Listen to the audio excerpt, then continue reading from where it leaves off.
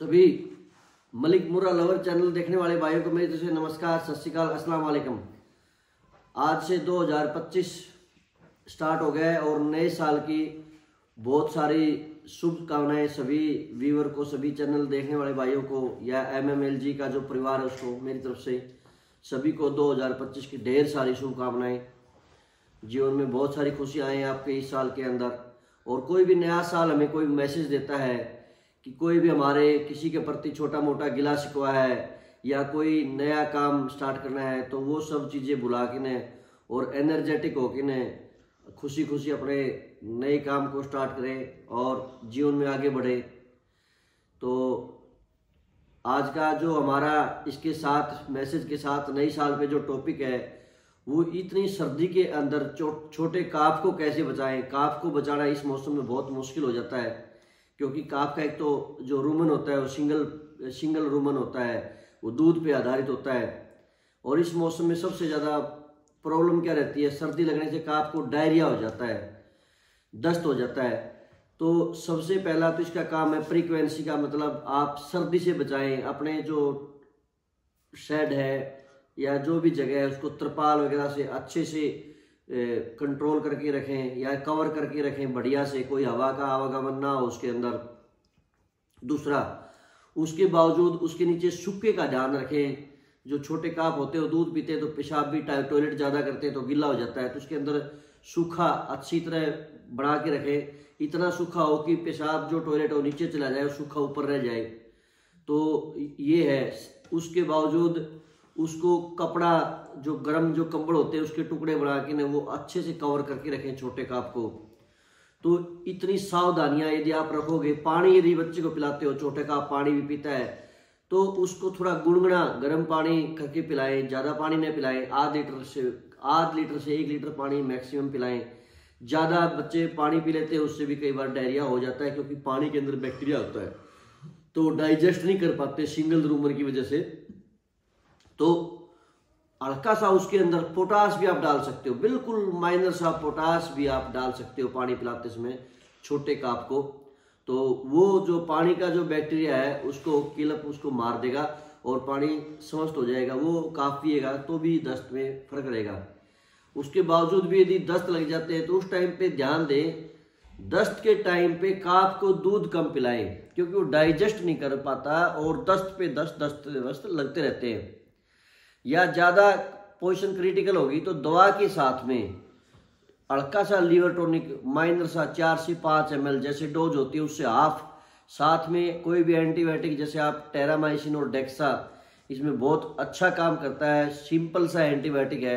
2 से 3 दिन आप रिपीट करोगे तो आपके काफ के जो डायरिया जो दस्त है बंद हो जाएंगे।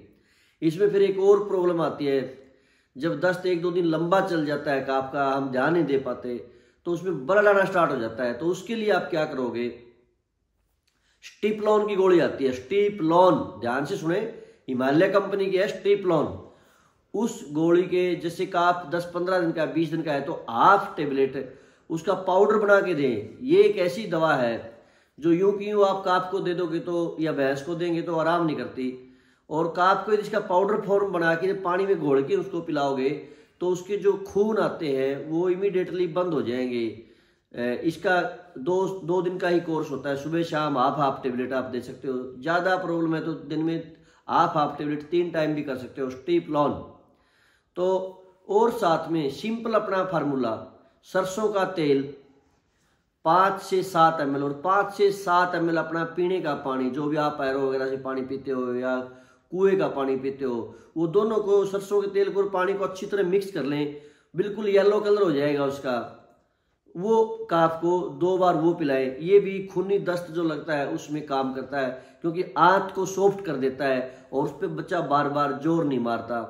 साथ में कोई भी हल्का फुल्का पेन किलर दे ताकि जोर ना मारे। इसके साथ साथ आप कोई भी देसी शराब कहीं मिल जाए या रम जो है होती है फौजियों के द्वारा जो रम इस्तेमाल की जाती है, वो भी आप 20 ml तक यदि ज़्यादा चिल्ड सर्दी के अंदर काफ को दोगे वो भी सर्दी से बचाती है। और साथ में सांस लेने में भी यदि काफ को तकलीफ होती है तो डेरिफाइलिन का इंजेक्शन, और जो सफ़ेदा होता है इसके पत्तों की पानी में पत्ते उबाल के उसके आप उसको धूमनी दे सकते हो, या चीनी, अजवाइन, छोटा सा बोरी का टुकड़ा, थोड़ी तूड़ी डाल के न वो भी शाम के समय दस्त के साथ, यदि वो थोड़ी खांसी है उसको या नाक से बलगम आता है तो ये धूमनी भी आप काफ को शाम के टाइम दे सकते हो।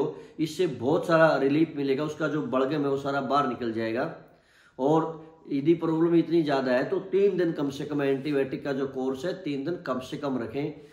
काफ की यदि कोई प्रॉब्लम हो जाती है तो आपकी भैंस दूध से भाग जाती है। बहुत सारी भैंसें, मैंने पहले भी एक वीडियो में बताया था कि इतना अटैचमेंट बच्चे के साथ होता है, वो सदमा बर्दाश्त नहीं कर पाती और वो धीरे धीरे अंदर इतने उनके दिल पे चोट लगती है कि वो दूध से ही चली जाती है, क्योंकि उसके हार्मोन अनबैलेंस हो जाते हैं, ऑक्सीटोसिन एक्टिव नहीं होते, वो 24 घंटे सदमे में रहती है, खाती पीती है लेकिन दूध बिल्कुल नहीं बनता और वो भैंस सूख जाती है। तो एक आपकी ज़िंदगी से आप देखो कितना नुकसान हो गया, लाखों रुपए का। लाखों रुपया मतलब आपकी भैंस पहुँच गया 15 किलो की है तो 3000 लीटर दूध गया, 2 लाख रुपए का।